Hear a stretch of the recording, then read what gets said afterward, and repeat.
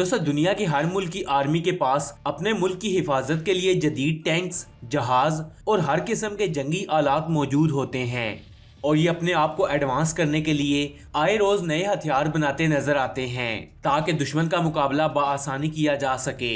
लेकिन इस वीडियो में मैं आपको आर्मी के बनाए हुए कुछ ऐसे हथियारों के बारे में बताऊंगा जो बिल्कुल बेकार हैं, यानी इनका आर्मीज को कोई फायदा नहीं बल्कि ये इन सोल्जर्स के लिए जानलेवा भी साबित हो सकते हैं। Number 6, VZ-1 pony.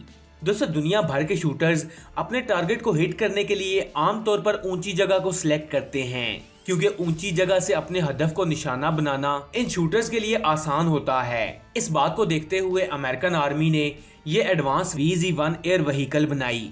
1960 में अमेरिकन आर्मी ने दुश्मन पर फायरिंग करने के लिए ये VZ-1 नामी एयरक्राफ्ट डिजाइन किया जो एक सोल्जर को कैरी करके कहीं भी लेकर जा सकता था। इस single person drone type aircraft के नीचे एक हैवी फैन लगाया गया था जिसकी वजह से ये फ्लाई करता था। हैरानकुन बात यह थी कि इन एयरक्राफ्ट के पूरे सिस्टम का कोई भी रिमोट का कंट्रोल सिस्टम मौजूद नहीं था। सोल्जर को जिस तरफ मूव करना होता वो उसी साइड पर अपना बॉडी वेट ज्यादा कर देता। दोस्तों ये एयरक्राफ्ट बिल्कुल अनसेफ था, यानी अगर ये उड़ रहा हो तो दुश्मन बआसानी इस पर मौजूद सोल्जर पर फायर कर सकता था। अमेरिका ने ऐसे 6 एयरक्राफ्ट बनाए लेकिन इनको कभी भी इस्तेमाल नहीं किया। अमेरिकन आर्मी का ये किया जाने वाला एक्सपीरियंस टोटली वेस्ट था। नंबर 5, बाल टैंक। दोस्तों टैंक्स आर्मी के लिए शाह रग का किरदार अदा करते हैं क्योंकि जमीनी जंग जीतने के लिए टैंक्स का होना बहुत जरूरी है। नॉर्मली टैंक्स काफी चौड़े और लंबे होते हैं ताकि इनके पलटने के चांस डिक्रीज हो सकें। दोस्तों स्क्रीन पर नजर आने वाले टैंक को जर्मन आर्मी ने वर्ल्ड वॉर 2 में बनाया था। इस टैंक के अंदर सिर्फ एक सोल्जर बैठ सकता था और इसे ऑपरेट कर सकता था। इसके बाद 2 मशीन गन्स भी इंस्टॉल की गई थी और इसके अंदर मोटर बाइक की तरह हैंडल बनाया गया था जिसकी रेस और ब्रेक मोटर बाइक के स्ट्रक्चर जैसी थी और इसकी बॉडी 4 इंच मोटी चादर से बनाई गई थी। इस टैंक की स्पीड 5 मील पर आवर और इसका वजन तकरीबन 1.5 टन था। दोस्तों इस लिटिल टैंक के अंदर मौजूद सोल्जर को बाहर देखने के लिए इस टैंक में सिर्फ चंद इंच का गैप दिया गया था जिससे हमला करना तो दूर की बात, इसको चलाना भी नामुमकिन था। ये दुनिया का सबसे यूजलेस टैंक था जिस पर सिवाय पैसे खर्च करने के और कोई फायदा ना हुआ। नंबर 4, याल-1।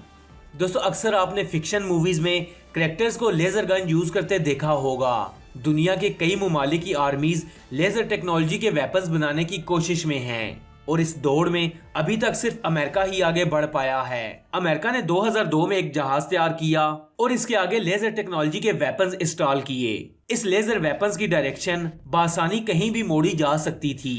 इस लेजर टेक्नोलॉजी के साथ इस जहाज को स्पेशली दुश्मन की तरफ से आने वाले मिसाइल को हवा में ही तबाह करने के लिए बनाया गया था। अमेरिका के इस प्रोजेक्ट पर मिलियंस डॉलर्स लगे लेकिन जब ये प्रोजेक्ट कंप्लीट हो गया तो टेस्ट करने पर पता चला कि ये लेजर इतनी पावरफुल नहीं थी कि मिसाइल को तबाह कर सके। लेकिन साइंटिस्ट ने हार नहीं मानी और मजीद 8 सालों तक इस प्रोजेक्ट पर काम चला लेकिन इसके बाद भी कोई खातिर ख्वाह नतीजा नहीं निकला। अमेरिका के मुताबिक इस पूरे प्रोजेक्ट पर $5 बिलियन खर्च किए गए लेकिन ये एक्सपेरिमेंट भी टोटली वेस्ट था और फिर अमेरिका ने तंग आकर इस प्रोजेक्ट को 2010 में बंद कर दिया।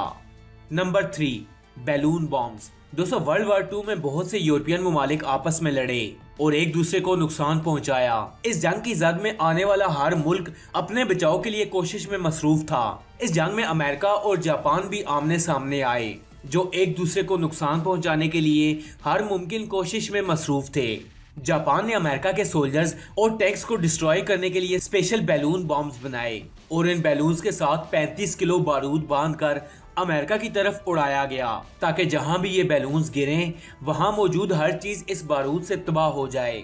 लेकिन इनके छोड़े हुए बैलून्स जंगलों और सहराओं में गिरे जिससे कोई भी जानी नुकसान नहीं हुआ। दोस्तों जापान आर्मी ने तकरीबन 9000 बैलून्स को हवा में अमेरिका की तरफ छोड़ा था और रिपोर्ट्स के मुताबिक इनमें से सिर्फ एक बैलून ही अमेरिका तक पहुंच पाया। बाकी 8999 बैलून्स रास्ते में ही जंगलों और समंदरों में गिरकर फट गए। जापानी फौज का ये आइडिया बिल्कुल बेकार आइडिया था जिसका कोई फायदा नहीं हुआ। नंबर 2, क्रोमलॉफ। दोस्तों दुनिया के तमाम ममालिक की आर्मीज के पास नॉर्मली जितनी भी गन्स होती हैं उनकी बैरल्स बिल्कुल सीधी होती हैं। जब गन से फायर किया जाता है तो बंदूक की नाली से निकलने वाली गोली बिल्कुल स्ट्रेट जाती है। दोस्तों वर्ल्ड वार 2 में मौजूद वो तमाम मुमालिक जो आपस में लड़ रहे थे, एक दूसरे की आर्मीज को मारने के लिए राइफल का इस्तेमाल सबसे ज्यादा करते थे, लेकिन बंदूक से फायर करने के लिए सर को ऊपर करना पड़ता था, जिससे सोल्जर की जान को खतरा था। दोस्तों इस मसले को खत्म करने के लिए जर्मनी की आर्मी ने 45 और 90 डिग्री की बैरल्स पर मौजूद गन्स बनाई, जिससे सोल्जर कहीं भी छुपकर खुद को सेव करते हुए दुश्मन को मार सकता था। इन गन्स के ऊपर पैरास्कोप गन्स को फिट किया गया था, जिसकी मदद से दुश्मन को टारगेट करना आसान था, लेकिन ये गन्स यूजलेस साबित हुई। दोस्तों गन्स की गोली को नाली से बाहर निकलने के लिए एक मखसूस प्रेशर की जरूरत होती है, लेकिन इस गन से गोली निकलने के बाद थोड़ी दूर जाकर गिर जाती और चंद फायर करने के बाद इसकी नाली भी टूट जाती। इस गन से दुश्मन के सोल्जर को मारना तो दूर की बात, इस गन की गोली दुश्मन तक पहुंच भी नहीं पाती थी। इन गन्स का जर्मनी को कोई फायदा नहीं हुआ और इनको बनाना बंद कर दिया गया। नंबर 1, किटन क्रेड। दोस्तों आप रोजमर्रा की लाइफ में यकीनन मोटरसाइकिल चलाते होंगे, लेकिन क्या आपने कभी आर्म मोटरसाइकिल देखा है? स्क्रीन पर नजर आने वाला आर्म मोटरसाइकिल दरअसल जर्मनी ने तैयार किया था, जो मोटरसाइकिल और टैंक का मिक्सचर है, यानी आधा मोटरसाइकिल और आधा टैंक है। इस बाइक को 1939 में हैवी मिलिट्री वेट्स को ट्रांसपोर्ट करने के लिए बनाया गया था, लेकिन जर्मनी की फौज को इनका कोई खास फायदा नहीं हुआ। इस बाइक का फ्रंट व्हील बाइक की तरह था और बैक साइड टैंक की तर्ज पर तश्कील दी गई थी। जर्मनी की फौज ने ऐसे 8000 टैंक्स बनाए थे, जो आज भी यूरोप के मुख्तलिफ ममालिक में मौजूद हैं। ये टैंक नुमा बाइक्स सच में एक अजीबो गरीब चीज हैं। दोस्तों आपको ये वीडियो कैसी लगी? कमेंट्स बॉक्स में अपनी कीमती राय से जरूर आगाह कीजिएगा। ऐसी और इन्फॉर्मेटिव वीडियोस देखने के लिए स्टोरी फैक्ट्स चैनल को सब्सक्राइब कर लें और साथ में लगे बेल आइकन को भी प्रेस करें, ताकि रोजाना आने वाली ऐसी इन्फॉर्मेटिव वीडियोस आप तक बआसानी पहुंच सकें। मैं मिलूंगा आपसे अगली वीडियो में, तब तक के लिए अल्लाह हाफिज।